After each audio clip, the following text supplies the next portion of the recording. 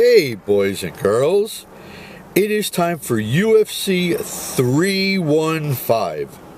By the way, really fast, if you head over to the CYCIEprodz Facebook page, Wednesday, the pay-per-view raffle will be listed, so please, by all means, head over there, enter the raffle.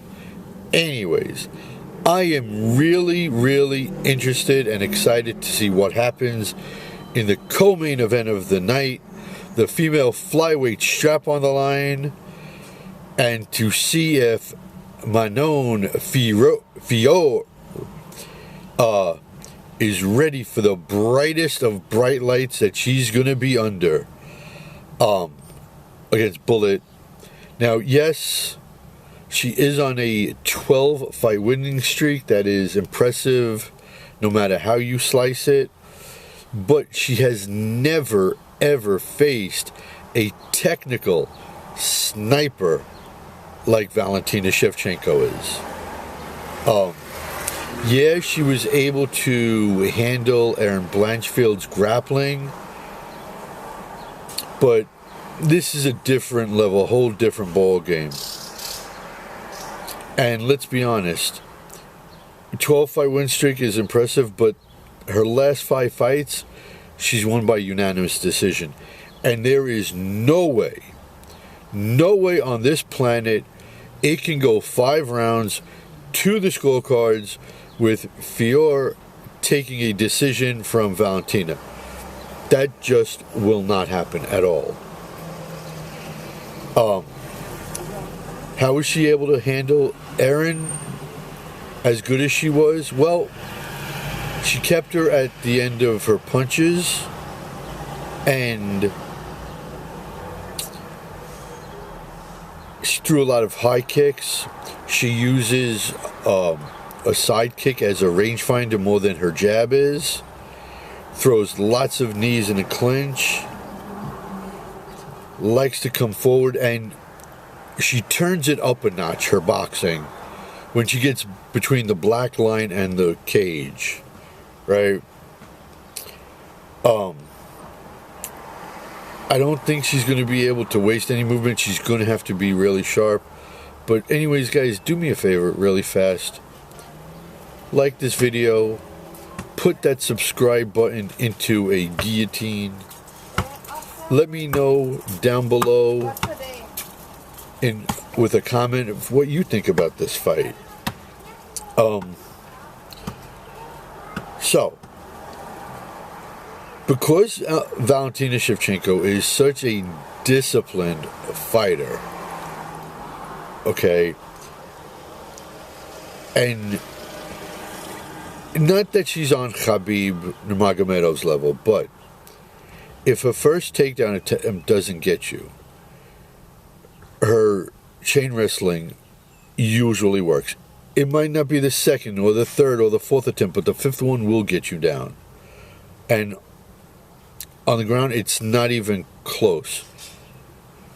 On top, Fiorot throws lots of heavy elbows, but on bottom, she is like a fish out of water. It's not a pretty situation.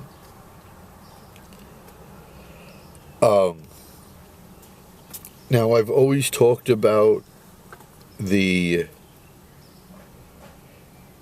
age of 35 being where titles change hands. Well, Bullet's 37 and Fiorot is 35. Does it happen anytime soon? I don't know, but I can see a year or two away that championship belt in the female flyweight division starts to get passed around like a hot potato. And let's remember, Valentina's had problems with women that are aggressive and like to throw hands. Case in point, Alexa Grasso. And I know it was at 135, but let's not forget, the 2 wars she had with Amanda Nunes either, okay? And that's Manon Fiorot, okay? she's that level of a striker with better footwork. Now, I'd like to see Fiorot at 135. I think at 125, she might be a bit of a weight bully. I think that's a conceivable way to look at her. She has problems cutting off the cage, so she throws a check right hook that might keep Valentina in front of her. And I could see her lighting a bullet up on her feet, too. But eventually, a bullet will bring her down to the mat, and she's going to be able to control her, okay, despite her big size. You know, Fiorot really is big for the division. So despite that, she's going to be able to control her on the ground for maybe like half a round, 3/4 of a round, a full round. And that's going to play with Fiorot's head. And the pressure might just mount up. Would I be stunned if Fiorot just lights bullet up and finishes her up in like round 2? No, I wouldn't be. However, what I think people walk too close to my truck. What I think happens is, and my lock is, I like Bullet to have a successful title defense, 4th round submission, and honestly, I don't think Fiorot taps. I think Bullet is going to put her to sleep. Now look, post-fight, everyone's still talking about Weili Zhang and Valentina, and that's a fight I don't like. As a matter of fact, I talked about it in another video, and I'm going to leave that link down below. You can watch that video.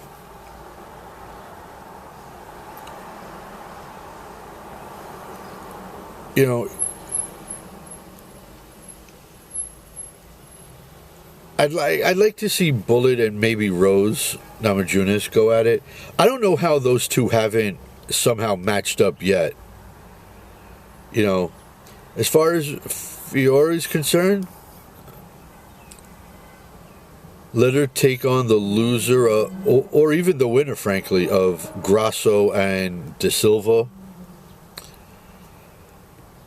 I just think if Fiorot was able to successfully cut the cage off, she'd be that much better. Because look, her takedown defense is getting better. Okay, she was able to defend takedowns against Erin Blanchfield. But anyways, folks, that's my lock as far as UFC 315 is concerned. Valentina Shevchenko, 4th round submission, probably by guillotine. So until the next video, Cyclone saying, please like the video, share it, let me know down below what you think. Head over to the Facebook page, enter the raffle, which will be posted on Wednesday morning, and subscribe to the channel. And until that next video, Cyclone saying, peace out, homies.